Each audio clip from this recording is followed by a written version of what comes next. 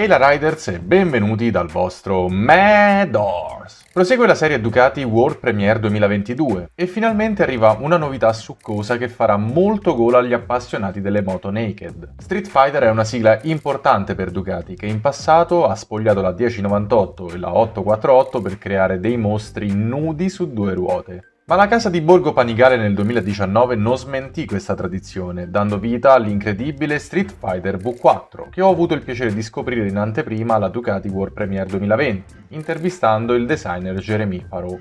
Oggi quella impressionante moto riceve la consacrazione da Borgo Panigale con una versione SP che estremizza maggiormente una Hyper Naked di per sé già estrema. Il motore è invariato rispetto alle versioni base e S e francamente la comprendo come scelta, dato che la potenza espressa da questa Naked è al pari di una Super Sportiva 1000. Parliamo di un V4 di 90 gradi a distribuzione desmodromica capace di erogare 208 cavalli a 13.000 giri al minuto e una coppia di 123 Nm a 9.500 giri. Ma ovviamente una versione SP deve essere impreziosita da elementi tecnici ancora più pregevoli ed ecco infatti che vediamo impiegata una frizione a secco STM Evo Superbike a 9 dischi, realizzata in alluminio ricavato dal pieno e che offre una migliore funzione antisaltellamento rispetto alla frizione in bagno d'olio della Street Fighter V4S. Inoltre conferisce il classico rumore metallico amato da tutti i ducatisti.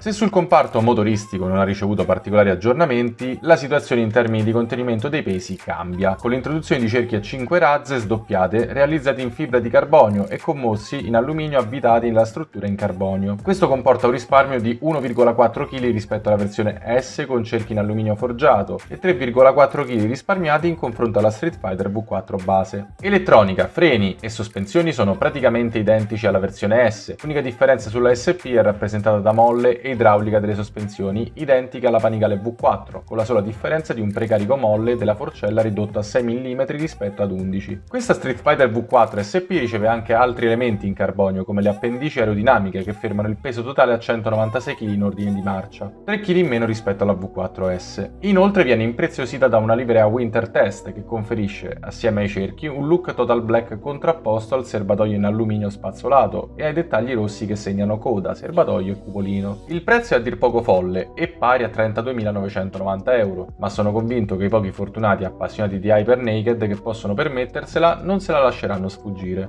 Ora però è il momento di passare al piatto forte, una novità molto attesa dagli appassionati, il ritorno di una Ducati Street Fighter V2. Certo, alcuni elementi rispetto al passato sono cambiati, ma sono convinto che questa moto verrà comunque apprezzata dagli appassionati di naked sportive, che ricercano moto da potenze più ragionevoli. Ragionevole è più che un eufemismo, visto che la Street Fighter V2 è spinta da un motore bicilindrico super quadro da 955 cm3, capace di erogare 153 cavalli a 10.750 giri, e una coppia da 101,4 Nm a 9.000 giri al minuto. Potenze assumibili alle superbike di una volta e che la pongono quasi sullo stesso piano dell'iconica Street Fighter 1098. Ma questi dati, paragonati alla Street Fighter V4, la fanno sembrare quasi mansueta. Inoltre il motore dello Street Fighter V2 è elemento strutturale del telaio. La V tra i cilindri è di 90 gradi come da tradizione Ducati, ma i cilindri sono ruotati all'indietro fino ad ottenere un angolo di 21 gradi tra il cilindro anteriore e il piano orizzontale, con lo scopo di compattare al massimo l'interasse. La trasmissione è affidata a un cambio a 6 marce con sistema Ducati Quick Shift Up and Down Evo 2, affiancato a una frizione a bagno d'olio dotata di antisaltellamento. Inoltre la trasmissione ha un rapporto finale più corto rispetto alla Panigale V2, che garantisce una migliore prontezza del motore in fase di riapertura del gas, soprattutto sulle strade aperte. La struttura ciclistica risulta estremamente leggera e il telaio monoscocca si rivela un elemento tecnico polifunzionale in quanto svolge anche la funzione di airbox. Al suo interno sono infatti alloggiati, oltre al filtro dell'aria, anche i corpi farfallati e il circuito carburante completo di iniettori. Il fondo del serbatoio in acciaio è strutturato come elemento di chiusura, a completare un'opera di alta ingegneria motociclistica. Sul piano delle sospensioni lo Street Fighter V2 monta all'anteriore una forcella Showa BPF da 43 mm di diametro, completamente regolabile nel freno idraulico in compressione ed estensione e nel precarico molla. Il controllo dell'avantreno è completato da un ammortizzatore di sterzo Sachs. Un leveraggio dotato di link progressivo invece aziona l'ammortizzatore posteriore Sachs completamente regolabile. L'impianto frenante è marchiato Brembo ed è composto da pompa e pinze radiali che mordono una coppia di dischi da 320 mm a attraverso pinze monoblocco M432. Anche l'impianto posteriore è firmato Brembo ed è composto da una pinza a due pistoncini contrapposti che agisce su un disco da 245 mm di diametro. L'elettronica, come da tradizione Ducati negli ultimi anni, è di alto livello e comprende ABS Cornering Evo, Ducati Traction Control Evo 2, Ducati Wheelie Control Evo 2, Quick Shifter bidirezionale ed Engine Brake Control. I parametri di funzionamento di ciascun controllo sono associati di default ai tre riding mode che cambiano denominazione rispetto a quelli della Panigale V2 e vedono l'introduzione del riding mode wet con settaggi specifici del traction control e del wheelie control per superfici a bassa aderenza. Ai riding mode sono inoltre associati tre power mode, quello high con curva di coppia piena, il medium con curva di coppia addolcita e il low con potenza limitata. Inoltre per la prima volta sul motore Super Quattro sono stati introdotte mappe di coppia dedicate per i power mode medium e low. Tutte queste informazioni sono ben nitide e consultabili su un bel TFT da 4,3 pollici. Passiamo allo stile, che è quello della sorellona V4 con il caratteristico DRL ispirato al Joker. Anche le linee non differiscono, se non per l'assenza di appendici aerodinamiche, ritenute non necessarie su questa potenza e a fronte comunque di una ciclistica promessa come ottima da Borgo Panigale. Ma ovviamente per gli amanti di queste soluzioni tecniche c'è comunque la possibilità di acquistarle in carbonio o in plastica come accessorio. Personalmente a livello di linea la preferisco così, decisamente più pulita. Veniamo al prezzo, anche in questo caso non proprio regalato, dato che si parla di 16.990 euro, soprattutto considerando che l'estrema Street Fighter V4 prima serie Euro 4 veniva proposta a 19.990 euro, se la memoria mi assiste, mentre oggi viene proposta a 20.690 euro. Ma l'aumento dei prezzi tra l'inflazione e gli aggiornamenti da Euro 4 a Euro 5 è quasi giustificabile, anche se questa moto l'avrei preferita su un prezzo attorno ai 15.000 o poco più superiore, ma è una Ducati e glielo posso perdonare. Personalmente la Street Fighter V2 è una moto decisamente più appetibile, con una gran cavalleria, ma più razionale paragonata ad una versione V4, soprattutto in ottica stradale. Venderà? Secondo me sì. L'aumento dei prezzi unito a questa nuova Street Fighter V2 a mio avviso colpirà in maniera negativa la Street Fighter V4 base, che potrebbe subire una grande flessione nelle vendite, in funzione della Street Fighter V2 per avere una naked sportiva più gestibile e godibile su strada, ma anche in funzione della Street Fighter V4S che a 23.990 euro offre contenuti ancora più estremi e a quel punto fatto 30 si fa 31. Quindi gente, queste sono le novità di Borgo Panigale per il mondo naked. Personalmente sono elettrizzato da questa Street Fighter V2, ripeto, il prezzo non mi ha convinto al 100%, ma se avessi voglia di fare una naked sportiva, questa adesso sarebbe una delle prime scelte. Comunque non è una cavalleria estrema come una Street Fighter V4, sarà più dolce anche di una Tuono V4 della Aprilia, ma ragazzi il fascino del bicilindrico è veramente particolare. Questa moto sarà una lama, prontissima, calmierata da un'elettronica di primo ordine. Brava Ducati, ripeto, un prezzo più basso secondo me era anche ragionevole visto i contenuti tecnici che sono comunque molto buoni, però a livello sospensionistico non è il top, i cerchi non sono in leghe particolari, sicuramente lasciano spazio a una versione S che vedremo in futuro, più tante altre versioni esclusive come oramai Ducati ci ha abituato, però non vi nascondo che un pensierino ce lo farei ben volentieri su questa Street Fighter V2. Voi cosa ne pensate? La comprereste? Cosa vi piace? Cosa non vi piace? Fatemelo sapere qui sotto nei commenti. Se non vi siete ancora iscritti vi invito ovviamente a farlo per essere aggiornati sui miei successivi caricamenti, attivando anche la campanellina perché YouTube è birbone e non manda mai le notifiche. E se questo video vi è piaciuto lasciate un bel pollice in su e condividetelo con i vostri amici, così magari li aggiornate su questa novità di Borgo Panigale, sentiamo anche loro che cosa ne pensano a riguardo. Per il resto noi ci vediamo in un prossimo video. Un lampeggio dal vostro Mad Horse.